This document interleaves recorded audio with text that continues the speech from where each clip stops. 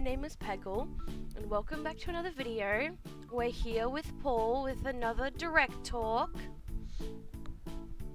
Yep, I am here, and so that means you guys are automatically going to be hammering on the dislike button, and Peg will never get past 200 subscribers, the poor thing. The dislike button doesn't exist anymore, so... Oh yeah, that's right. So you'll have to either check your analytics or pretend that you don't know where that button is. Exactly. So we are here to do what is called an afterglow of the Nintendo Direct of February 2023, where we will be going over some of the highlights of the Direct that either one or both of us liked and just talk about it.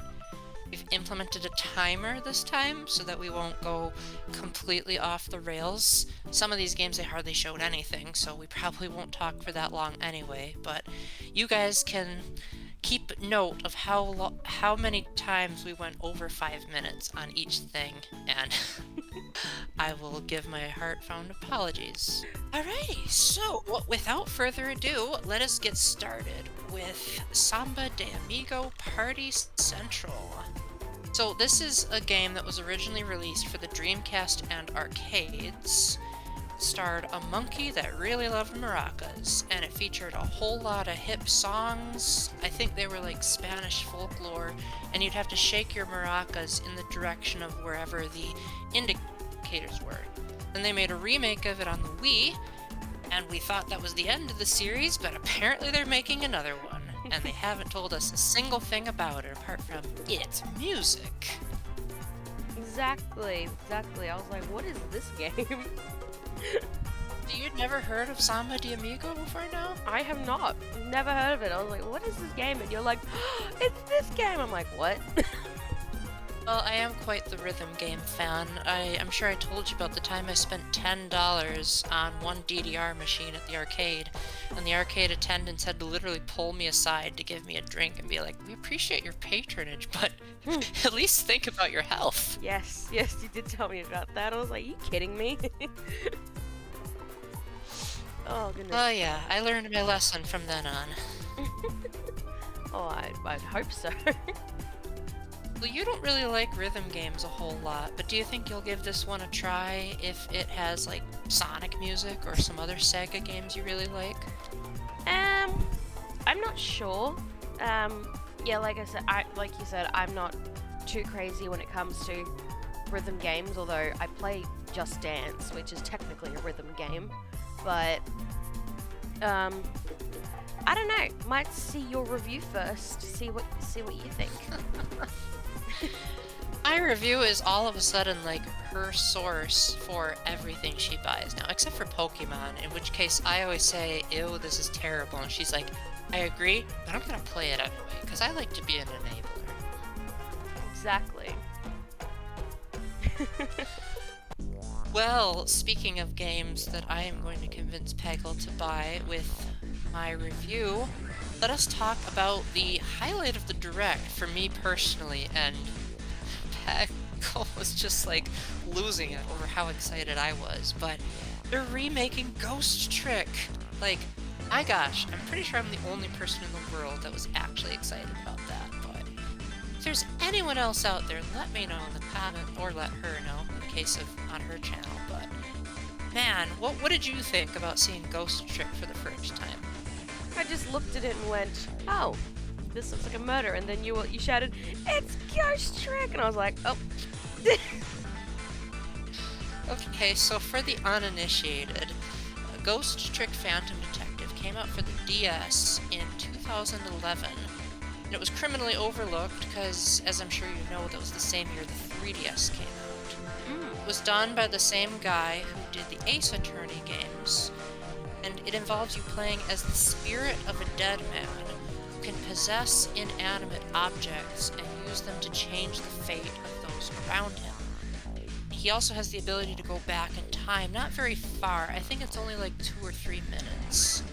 But that's basically the game's way of preventing you from getting a game over, by saying, hey, if you mess up, you can just rewind time. And that's just the premise of it. The game's story, I remember when I first played it, I thought it was mind-blowing. I'm sure Now that I've played Zero Escape, I've probably seen better, but at the time I just remember thinking, oh my gosh, that's amazing! Yeah. Hey, at least the girl was a redhead. That made me happy. It's actually, it's interesting that you mentioned the girl, because in so many of these anime-type games, they try to over-sexualize the female main characters, but I don't think they actually make any sex jokes in this game. I think there's one scene where they make it really obvious that she's a woman, but they don't actually, try to make her fan service-y at all, which I was really impressed when I played the original Ghost Trick. So, what came with the name, Ghost Trick? How exactly does the game work? Well, because you're playing as a ghost, and because he doesn't have a body of his own, he manipulates the environment to move around. So he might have to, well, it's hard to explain without showing footage, but, you might be in a junkyard and, keep moving from one piece of junk to the other, and then, animate a bike, and then ride the bike over to a duck, and then possess the duck, and make the duck squeak enough so that it turns on its side. That's just what came off the top of my head, but it's that kind of thing. Yeah. Because he's dead, you have to control the environment instead of the person. That makes sense. And so it's like a puzzle game, first and foremost, where you have to figure out what's the optimal route through the environment to save this particular person that's in need. Okay, yeah, that makes sense. Not a very replayable game, though. It's one of the biggest problems I had, is once you've beaten it, there's no alternate paths, so totally the opposite of Zero Escape. That sucks. So, puzzle lovers, you're probably going to be amazed, especially if you love Ace Attorney, as it wears its heart on its sleeve. There are a lot of moments where it's yeah, that's the Ace Attorney guy, alright. So the next game we have on our list, this is one that Peggle really likes quite a lot, so she's going to do most of the talking here. They announced the next 2 waves of Splatoon 3 DLC, the paid DLC to be specific. And one of them almost made Peggle cancel her pre-order of Splatoon 1, so would you like to tell the audience why this is the hypest thing ever, and you've got to clean the drool off of your shirt? Oh, when this came out, I was just gushing, and I really wanted to scream, but I couldn't wake Dragon up, so I was absolutely just beaming with happiness. So, yeah, Splatoon 3 got its finally a DLC. Everyone told me, nah, too early. It's only been 6 months. I'm like, nah, you wait, it'll come, and it came. So, haha, I win. So the first wave that they showed was Inkopolis, which is the first lobby area based in Splatoon 1.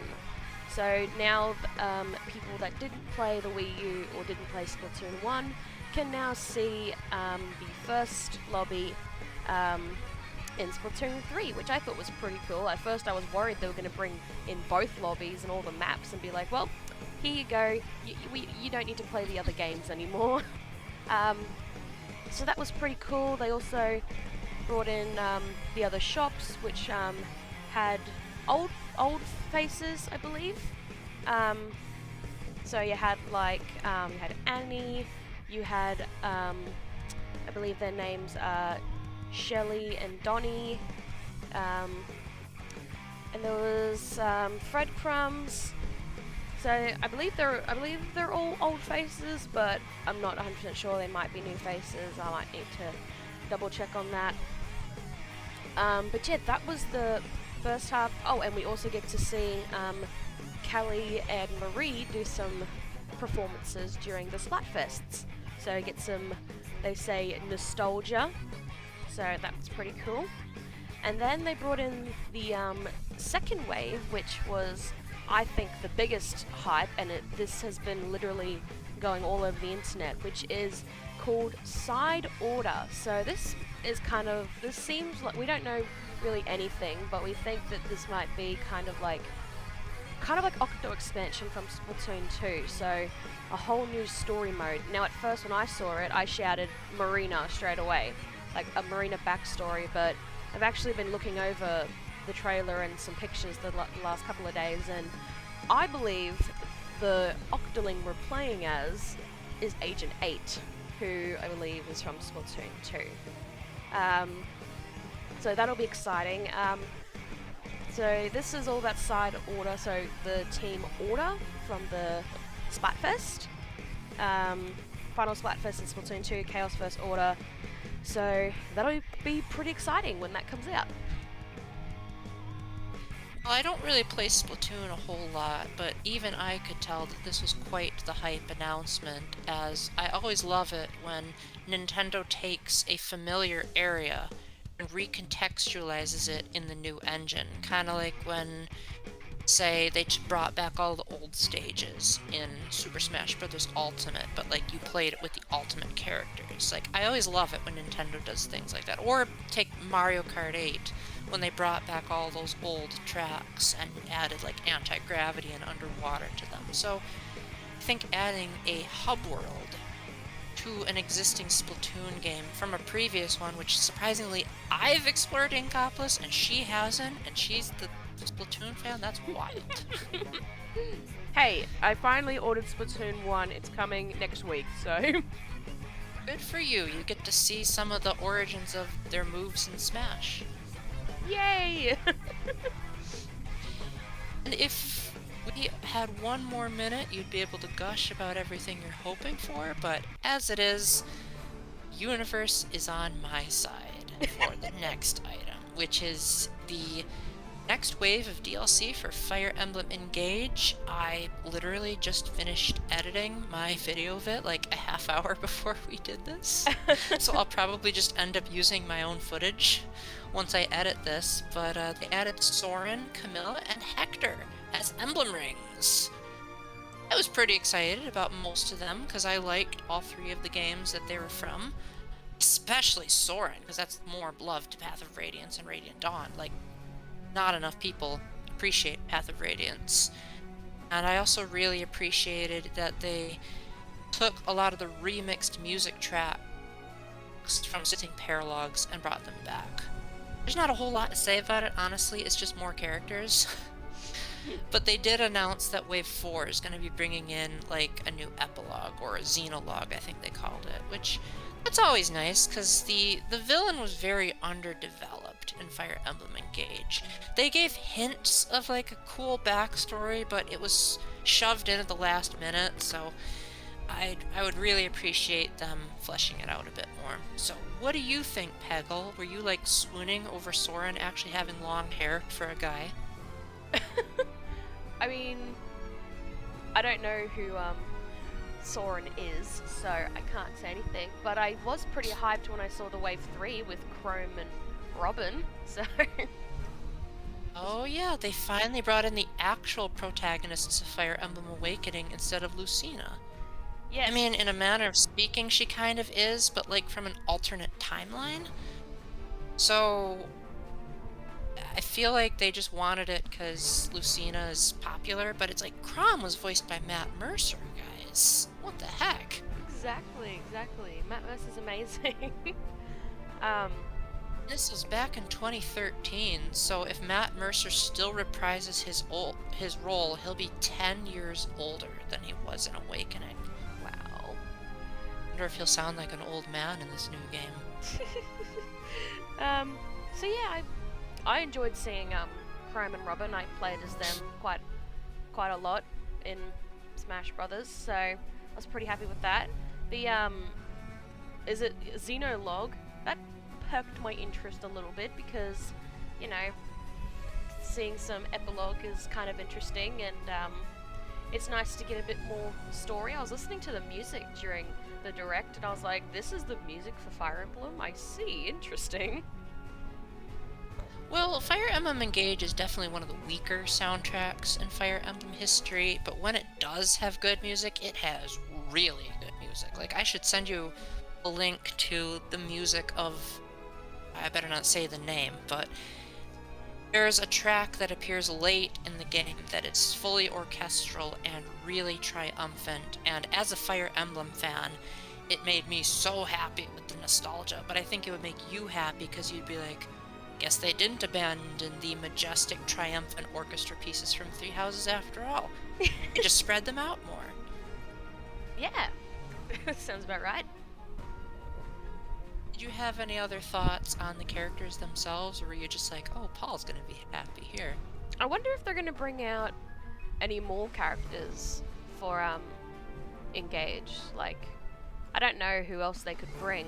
Well, I'm sure you've got a few ideas, but I don't. Do you think they could bring back any more, or do you think that's probably it for the waves?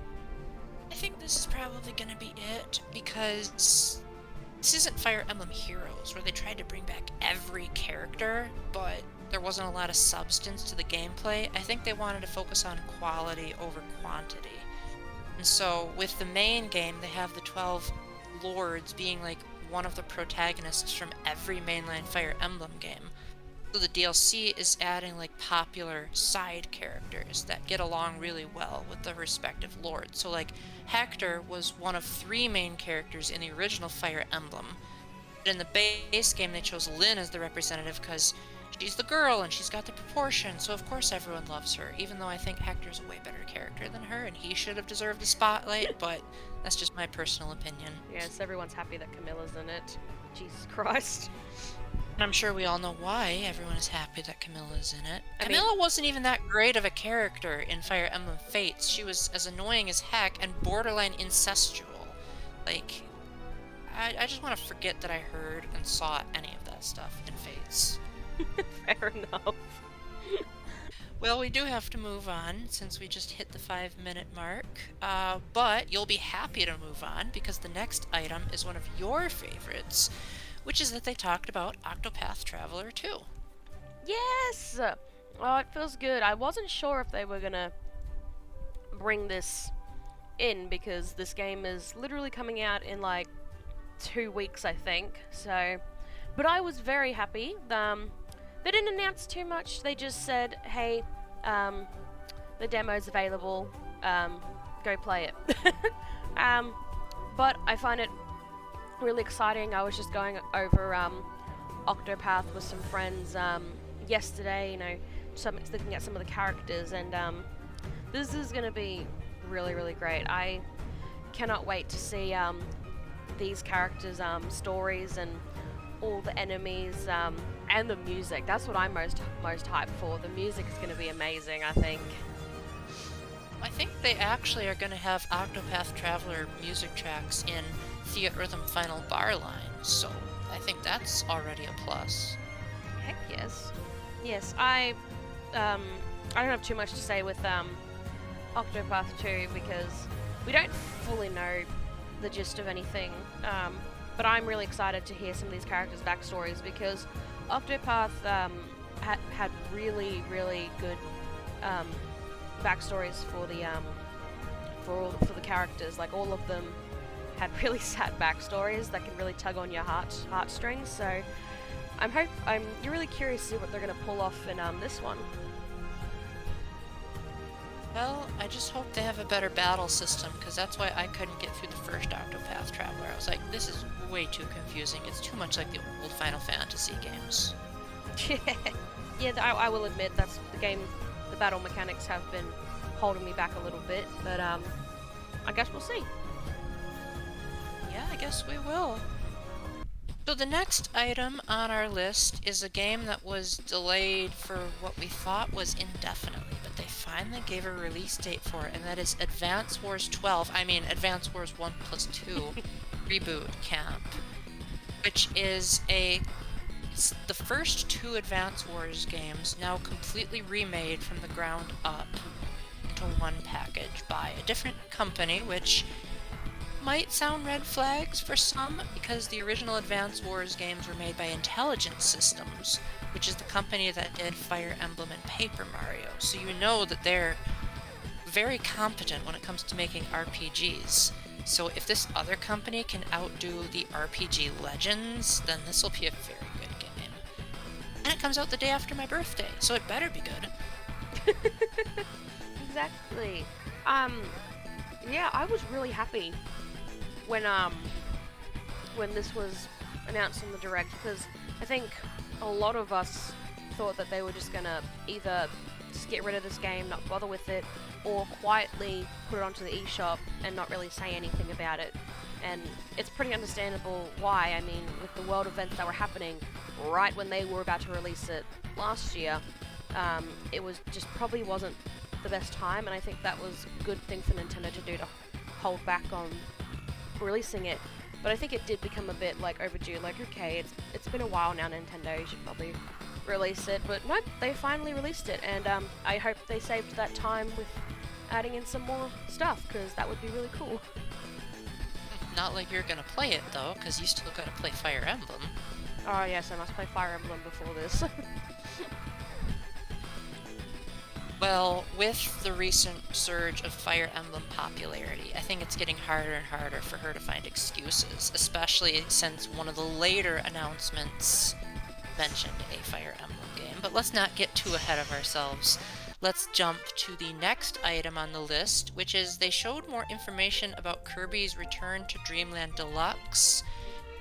And I kinda don't want to say what they showed, because I feel like that's a massive spoiler. Like, they literally talked about the epilogue. Yeah, I can understand why you can't say too much. I mean, but I don't know. I mean, I guess they don't really care if it's a spoiler if, they showed it. I mean, the thing about the original Return to Dreamland is that I went into it going pretty much completely blind. And there was a certain twist in the narrative that caught me off guard. And I feel like if I hadn't played Return to Dreamland, then I would have been like, whoa, this is cool that we're getting an epilogue for that particular moment that was left in the air in the original game. I suppose when you're selling a game with a deluxe moniker, you have to give it something to make it really stand out and not be another new Super Mario Bros. U Deluxe, where it actually has less content than the Wii U game. Yes. We want more Bowser's Furies. We want less new Super Mario Bros. U Deluxes, Nintendo.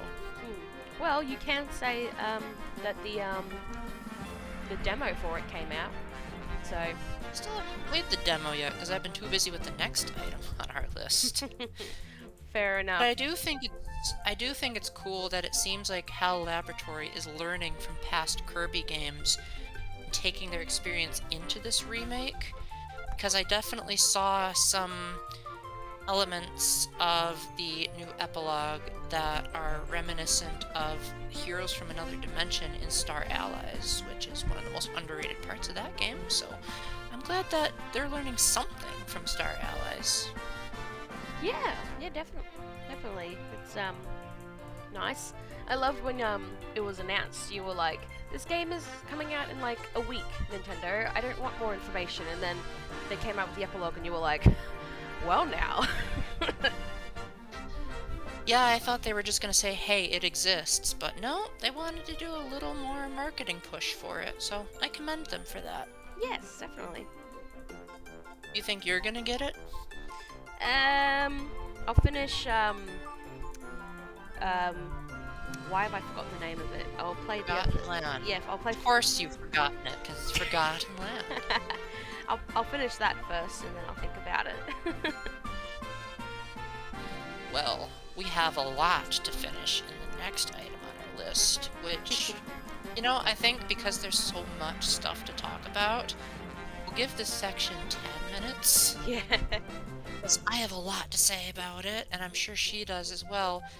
Bringing Game Boy games to base Nintendo Switch, and Game Boy Advance games to the expansion pack. And if you have the expansion pack, then you also get the Game Boy games as a bonus. And they've already got a whole bunch of them to play right now. Like, how cool is that? Oh, it's amazing. Like, I was amazed at this, because the minute they said, like, now we've got some information on Nintendo Online, I was like, hi, I'm here, thinking it was N64, and because you were watching in delay, you were just like, hold on, hold your breath, and I was like, We had some technical difficulties when we watched the Nintendo Direct live, so I had the YouTube link pulled up. Because she was streaming it on Twitch, it was like a couple of seconds behind what she was doing, so a lot of times she would spoil stuff for me because she was seeing it ahead of time. Yes, I felt so bad. I was like, oh, I'm spoiling stuff. Well, it wasn't too bad. At least you weren't like talking about leaks or like, oh, hey, did you hear the rumor that there's going to be a new Donkey Kong game? It's like, that's what I like to call an inevitability. Eventually there's going to be a new Donkey Kong game. The leakers can just pretend that they were right because it's like saying eventually it'll rain. Like, it's not just going to stop raining for the rest of existence. But anyway, back on track. They had a pretty good selection of games starting out. Like, Minish Cap is one of the best Zelda games ever made. Super Mario Land 2, for some reason they didn't put on Super Mario Land 1. But I think that's because that game is like an hour long, and they probably wanted something a bit more meaty. Yes. Yeah. They have Kuru Kuru Kurin, which was an assist trophy in Super Smash Bros. Brawl, and was based on a whole game around a moving platform that you couldn't let hit anything. It sounds so stupid. And because it was so stupid, they waited until the Wii U Virtual Console to bring it over to North America. But since they're closing down the eShop, Nintendo had to do damage control, and that's probably why they did all this, is because people who wanted the Virtual Console games on 3DS and Wii U eShop are like, no, we can't go on those old games, and Nintendo's like, just kidding, we got them. Exactly. Were there any games that you saw that you were like, oh, they're bringing back that good one? Yeah, so Tetris was one of them. I love Tetris. I think it's such a great game, so cute, so simple. I like the music in Tetris. I think it's adorable. They announced Link's Awakening DX, I think it's called, which I was like, Right. okay. Game & Watch made me laugh because, you know, I love using Game & Watch in Smash Bros. Ultimate, so they announced Kirby's Dream Land, which I'm being forced to play because Dragon said so. I've actually played quite a few of the Game Boy games so far, and I have mixed feelings about them. Like, I do think Tetris it still holds up pretty well, but I've also come in first place in Tetris 99, so I guess you could consider me a Tetris master. The original Tetris, it had quite a lot of input delay that would be unacceptable in Tetris 99, and that's what cost me a few matches that I otherwise would have won effortlessly. Yes, I did beat the highest difficulty, and the game actually rewards you for it. Yeah. I didn't think an old game like that would take that into account, but no, you get like this man in a sombrero that plays a little violin song and say like, you did it, good job, you did it, good job, you did it. That's a Stanley Parable reference. If anyone got that, good for you. Yes, they're also going to be bringing into the future. They're bringing the Legend of Zelda, Oracle of Seasons and Ages, Pokemon trading game, and Kirby Tilt and Tumble. So And Kirby in the Amazing Mirror, that one too. which is like an open world Kirby platformer. Yep. With Fire Emblem. yes. Fire Let that sink in again. Fire Emblem. legit the first one, guys. The one that started it all. They didn't say if they would do Sacred Stones or not, which I think is even better of a game, but I digress. At least they're bringing one of the Fire Emblem games over. Yeah. They're also bringing in Super Mario Metroid Brothers- Fusion, It didn't say Zero Mission, though. F-Zero, Golden Sun, which everyone was like, oh my god, Golden Sun. Okay, here's what I think. Okay, I do think that the games they showed were amazing, and some of the ones I've played so far are pretty okay. But there were a few noticeable omissions that I think Nintendo might have overlooked for the sake of having a good first impression. Like, we get Wario Land 2, or Wario Land 3 before we get Wario Land 2 or Wario Land 1. We get Super Mario Land 2 before we get Super Mario Land 1. You see the pattern here? Yeah. Super Mario Bros. 3, we got that, but we couldn't get Super Mario Bros. 2. I think it was more of like quality over continuity, Yeah. if I had to take a guess. Oh yeah, and they also brought in Mario Kart Super Circuit. Yeah, the game that everyone hates, but yet it's the highest rated Mario Kart on Metacritic. Because at the time, it was a graphical masterpiece. Now people are like, it controls bad. And it's flat, so we hate it. Which, honestly, I don't blame them. I have played Super Circuit, and it is quite awful. So we'll see if maybe the Joy-Cons improved the steering. Yes, let's see. But I do want to say that for those of you that might be like, Wario Land, what's that? It's a platformer where you can't die. Instead, you get penalized by having various status effects put on you if you hit a hazard or an obstacle, but sometimes the status effects give you a boost. Like if you're a zombie, jump lower, run slower, but yet if you jump onto a semi-solid platform, you can pass through it. So it's some of the most ingenious level design I've seen in a 2D platformer on the aspect of trying to design around the fact that Wario doesn't have a health bar. Like, that's just insane for a Game Boy game. Yeah. Are there any particular favorites that you already like from the initial lineup, and are there any that you want to see in the future that weren't announced? So I've never played any of the Game Boy games, even the advanced ones. So I don't know too much about any of the games that were added on to there, but I can say I don't mind Super Circuit, but I can admit that some of the controls are a bit off. The screen is just way too bright for my liking.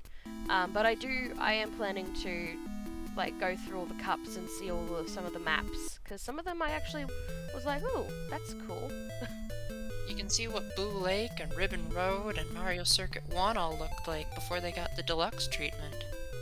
Exactly. Oh, and Snowland, I almost forgot about that. Yeah, so I'm pretty keen for that. I don't know too many games on, like I said, I don't know too many games on the Game Boy, so I don't know what games I'd like to see.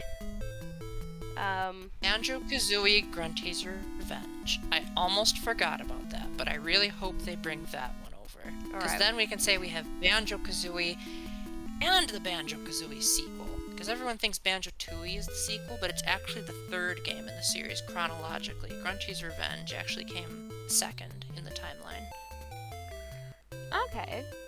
Alright. So, do you think we've exhausted the Game Boy Family tab now that we've only have a minute left on our timer? Mario and Luigi Super Saga. There you go. Oh yes! Alpha Dream, you live on in other forms. Exactly. So the next item on our list is something that both of us are insanely excited about. Which I'm honestly surprised there isn't more stuff that fit that category for us, but we've got Master Detective Archives Raincode. We're not even trying to hide the fact that it's inspired by Danganronpa, and it was made by the same creators. And neither of us particularly care, because that's why we want it so badly. It's because we want more Danganronpa. Because when they first announced it, they said from the creators of Danganronpa. We were like, hi, we're here. Even the music sounded like Danganronpa. Like, I bet once I finish editing this, I'm gonna put in background music from Danganronpa, and then some of you music nerds can say, now Paul, the music in this trailer was actually, and then you'll be like, it actually sounds very similar to Danganronpa, so I don't blame you, Paul. Yes, they gave us a bit more information on some of the characters, like disguising. You can hear characters' heartbeats, I think they said. So that'll be some cool mechanics probably we can use in the game. So I honestly wasn't even paying attention to all of that information because I was like, I'm already gonna play it, so I don't need to know anything more about it. they also have post-cognition, I think that's how you pronounce the name. Yeah, I can't wait for Raincode. It's gonna be so good. I just want it to come out already just so I can play it. Like, I love detective games. Well, we've got Process of Elimination coming out before that, so When's that? you can get a little bit of reprieve. It's coming out in April, I believe. So another April game. Yeah, I need My to... birthday is in April, for those of you that didn't know. Yeah.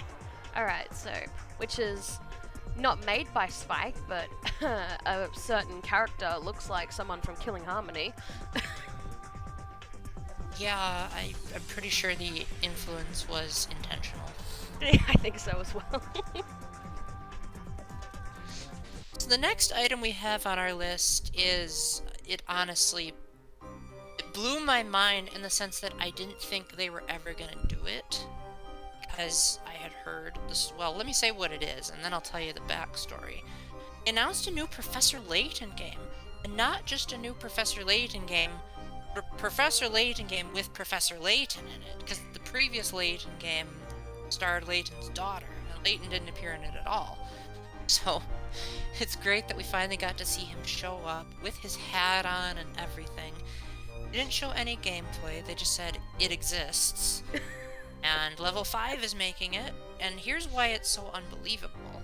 It's because I had heard that Level 5 shut down their American studios. So I thought that meant that they were done making Layton games, or if they were going to make any more, they were going to be Japan exclusives. But no, apparently that was wrong, or they figured something out, because it said Level 5 on the top left of the screen. Yep. And I should know my Layton history because I'm quite the Layton fan. Not a die-hard fan. I haven't played all of his games, but I did really like Unwound Future. I adored Professor Layton versus Phoenix Wright. I mean, Phoenix Wright alone made the game for me. But basically, that game got me to be more interested in Layton. And even though nothing ever topped Unwound Future, I don't think I would have liked Unwound Future enough if Professor Layton versus Phoenix Wright hadn't initiated me into the general style of how the Layton games work. So, from your perspective, you probably think this was a terrible announcement, don't you? What? At first I was like, who is this? Why does his face look like that? And then you shouted, Professor Layton! And then I immediately went, oh, it's that one from Phoenix Wright. So, and then it just made me smile hearing the joy come out of your mouth. So I was like, well... I mean, if you want to be technical, Ace Attorney actually came first, but when the team was making the first Professor Layton game, their modus operandi was make a series that'll be better than Ace Attorney. They failed, but at least they tried. Yeah. This game looks like And it that's why belongs in the industrial area, it seems like. I mean, that's not really a surprise, considering the setting of Unwound Future. I'm guessing, granted they showed us literally nothing except for Professor Layton tipping his hat and some cogs, but I'm guessing that it's a sequel to Unwound Future, because the 3 games that came after Unwound Future were all prequels, and then they did spin-offs after that. Professor Layton vs. Phoenix Wright was canonically before Unwound Future, but after the prequels. And so, Unwound Future left us with this giant cliffhanger ever since 2009. And if they finally tell us what did the professor do after that amazing epilogue, it's gonna be it's about darn time at Level 5. Sounds good. Yeah, I was like, right, you're gonna give us any information? And they're like, nope, that's all you get. And I'm like, thanks, Nintendo. Well, personally, I think they didn't really need to give any information, because people who have already played Professor Layton, they don't need any information. They're just it's a Professor Layton game, we're just gonna get it, because it's Layton, it's a puzzle game, we love it. Yeah. I think that if you don't like puzzles, you would hate Professor Layton with a passion, because that's all he does is solve puzzles, and usually the puzzles are only very loosely related to the actual mystery. One of the worst examples in Azran Legacy was when Layton was lost, and he was trying to ask one of the local townspeople for a map where to go. And the local townsperson said, well, I'd like to help you, but I'm trying to figure out how to melt an ice cube. If you can teach me how to do that, then I'll give you directions. And it's who does that? That's so out of context.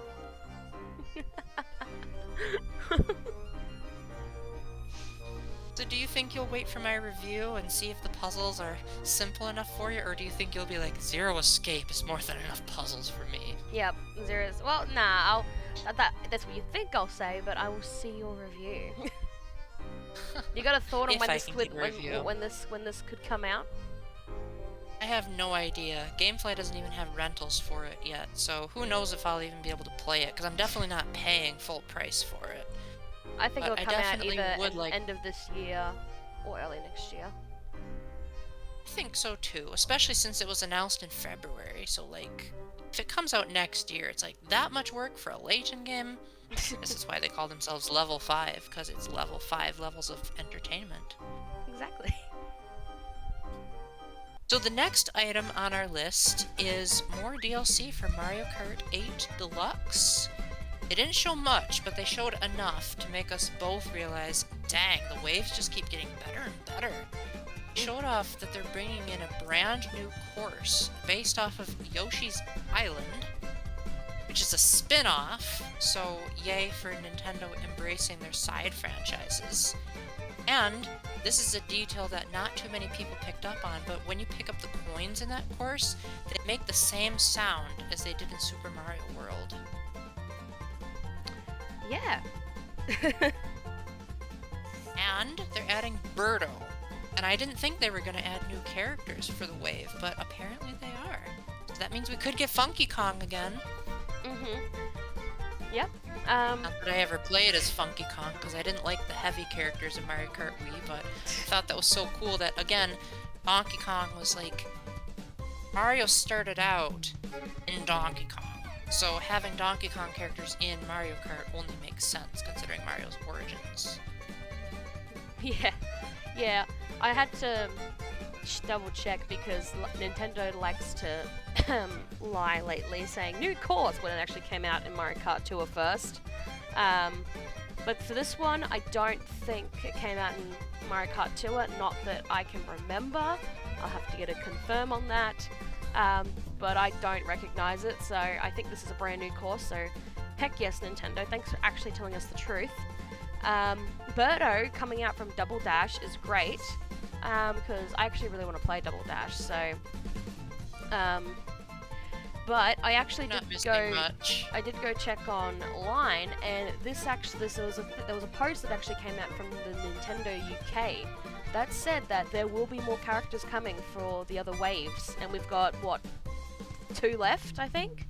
So, Who left after this one, yeah. yeah, so we should be getting some new characters as well. So this will be very exciting. I can't wait for this. I was like, give us more maps, and they're like, nah, that's all you get. Here's release. I mean, here's the release date. If they really want to get crazy with characters, they could bring in Rob. Oh my god. Rob isn't even a Mario character. He's a peripheral for the NES. And he appeared in Mario Kart DS before he even appeared in Smash. So, that would be insane if they added him. Especially, again, he's not even a character. He's a toy that was sold with the NES because Nintendo thought if we advertise our gaming console as a toy, more people will buy it. Yeah. Oh man, that would be such a nostalgia trip. Exactly. Which characters would you like to see from past Mario Kart games? Because they said it would be returning characters, so don't expect something like Haunted Rosalina or anything like that unless it's already in tour. I would love to see Zelda come into this. That'd be cool because we've got Link. So, Zelda but was never in a Mario Zelda Kart was game, never in a so I don't game, think so- that'll happen. that sucks.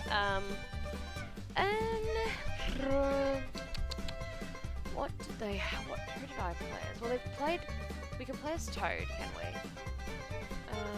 I don't think Toadette we can, so that would be something. I think, if we can't play as Toadette, it'd be cool. Maybe. Actually, Toadette's first appearance was Mario Kart Double Dash because they needed a partner for Toad. So they literally created a character for him. Funky Kong would be cool. I'm trying to think of anyone else because they've added almost everyone, to be honest. Everyone is here except for all the alternate costumes in Mario Kart Tour. Yeah, I can't really think of too many apart from like Funky Kong would be nice. I don't think Cranky Kong has ever been a Mario Kart game, has he? No, he hasn't, but Diddy Kong has, and he's not in Mario Kart 8 yet, so we Ooh. will see. Yeah, hopefully those two can come in. So we've got a real rapid fire one for this next one. Such a rapid fire take that before we started recording, Peggle had to re-watch the like 2 seconds of the direct that showed this to be like, what am I even watching? Thus they showed a very tiny sizzle reel for Minecraft Legends, which I didn't even know existed before watching this, but apparently it's been announced like 7 months ago. So do you want to tell the audience like what the heck even is this game? Yes. So for those who don't know, Mojang has been sort of quietly making a game behind our backs, and they announced months ago a game called Minecraft Legends, and I had to go back and watch the announcement trailer and stuff because I was like, I need to like refresh my memory because I only watched it once. And basically it's very different from your typical Minecraft game, in which it's an action strategy game, so you get to have a little bit of strategy fun. And we don't know too much on what's really going on, but it seems like we've got whole new monsters and whole new monsters, enemies, all that stuff. But it seems like all the enemies have gone through a portal, and they're like, hey, let's go like destroy this village and this world, because why not? And we're coming out and we're gonna stop it. We're gonna be the hero. So that's gonna be pretty interesting. Like I said, it's an action strategy game, so if anyone likes action strategy games, have fun. Well, I've never even played regular Minecraft. The most exposure I have to the franchise is through Steve being in Smash, and I'm terrible as him, so I don't know if Minecraft is my kind of game, but I do appreciate that it's not going the Paper Mario route, where it's just getting too stale and predictable, where the team is willing to take it in multiple different directions. Yes. Yeah, I can't wait for this game. I'm definitely gonna get it, so it'll be very exciting to try it out and see how it turns out. Because they gave us so little information, we can move on to Tears of the Kingdom, which they used to show to end off the direct. I don't know what to think, because I kind of didn't want any more information about Tears of the Kingdom. You got it anyway. I mean, it looks good, but it didn't like blow my mind. I was like, I kind of already knew that stuff, but I kind of didn't at the same time. Like, it was kind of just like, hey, here's more of the game, because you can't wait until May, I guess. Yeah. Yeah, well, they brought in a new voice, because we've heard Zelda, and they brought in a male voice, which a lot of people are thinking it's Ganondorf, which a lot of people are saying could be Matt Mercer. Yeah, it could be. It sounds like I would him. especially love it. I would especially love it if they made Link talk. But like, good talking, not like the cringe stuff we heard in the CDI Zelda games, but maybe like the determined protector of Zelda Link. You know, the one that actually wrote in first person in the Japanese version of Breath of the Wild. The one who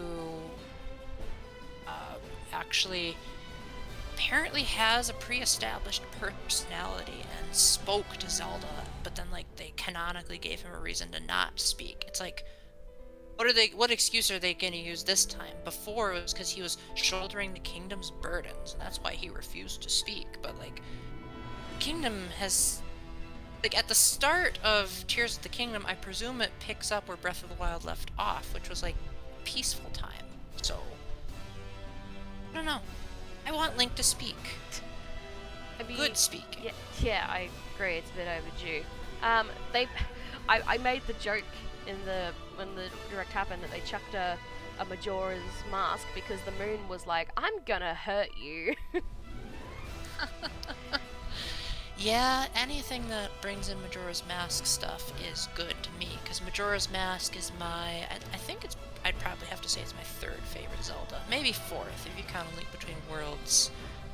I just love the sense of absolute dread that Majora's Mask brings, and the whole time management element is so well done. You would think it would make the game bad, and to some people it is. Like, some people can't stand Majora's Mask. If you know the right tricks, and you look at how the game implements the idea of a destructible moon, it's amazing that they could get that working in only a year. This game, on the other hand, it's amazing that they took so many years to make it. Yeah, and also it seems like we're going to be building a lot of new things, such as a car, a hot air balloon, and some plane looking thing. So that'll be interesting to see. Crafting stuff besides food. That's an interesting idea. Yeah, and you know, I've seen a lot of people already making theories on what's going on with this game, because a lot of people were confused with the end of the trailer, which Zelda said, please lend him your power, so everyone was like, what's going on? So there's been a few theories. People think that we might get to play as Zelda as well, which I'm not sure about that. A lot of people have been making theories that a big character, someone important might die. So a lot of theories already coming out. All Tears of the Kingdom, obviously it's going to be sad. Yeah, maybe Zelda dies and we can give Oh, Link... that'd be great. Link can have a new girlfriend. I mean, it is true that canonically Link did die in Breath of the Wild and was revived, so you're not above killing off their main character. We have just about run out of time for our 5 minutes for Tears of the Kingdom, but just before the timer runs out, I would like to add that I know I was pessimistic about the announcement, but I'm not pessimistic about the game. Breath of the Wild is currently my favorite video game, and this looks like it's going to top that. I just don't want to know any more about it. I'm convinced. Take my money, hopefully not my actual money, my gift card money for my birthday, and then I'll play it. Yeah, I can't wait for this to come out. I asked Dragon if he's going to play it, and he said he's not sure yet, but I think he'll get it. I bet he will too. Yeah. So that is the end of our list of items. Would you like to do an afterglow of the afterglow? Like, what are your thoughts on the Direct as a whole? And do you think it was good? Do you think it was terrible? Were there announcements that made you cringe? Like, what was your overall thoughts on what we got? I really liked this Direct. I thought it was a really good one to start off the year, especially with the past few have been a bit crap, to say the least. I know you and I have made a few meh comments with the past 2 or 3. So we were just thinking, we were praying that this one was going to be good, and it was really good. I still think the February 2021 Direct, which was the first one I ever watched, was still my favorite. There were a lot of really good things that were announced in that one, like Miitopia and Splatoon 3. But this one definitely has to be a second favorite. I was really happy with Splatoon that was announced in here. I was happy with the Game Boy stuff. There were a lot of stuff that was announced that I was really happy with. So I give this probably maybe like a 7.5, 8 out of 10, to be honest. I don't really do point ratings, but I would have to say that my overall adjective that I would use to describe this Direct is inclusive. It knew how to draw in pretty much every crowd. I think probably the only crowd that it wouldn't draw anyone in was horror, because I don't think there were any like jump scare type games in there, at least not that I can remember. No, there wasn't really any at all, so who knows, maybe they've got some cooking up. So I'm glad that Nintendo seems to have learned how to bring back the hype. I have heard a couple of people online complaining that most of the stuff Nintendo themselves are making is pretty much exclusively remakes, like except for Tears of the Kingdom, Pikmin 4, and Metroid Prime 4. I think those are like the big new games, but everything else is just a remaster, which I'm fine with. If it means letting people experience the classics and letting Nintendo know that we like their old stuff, maybe that'll get them to get the message of, yeah, maybe we should make a new F-Zero game. It's about time. So yeah, can end it here. Hope you've enjoyed, and I'll see you in my next video.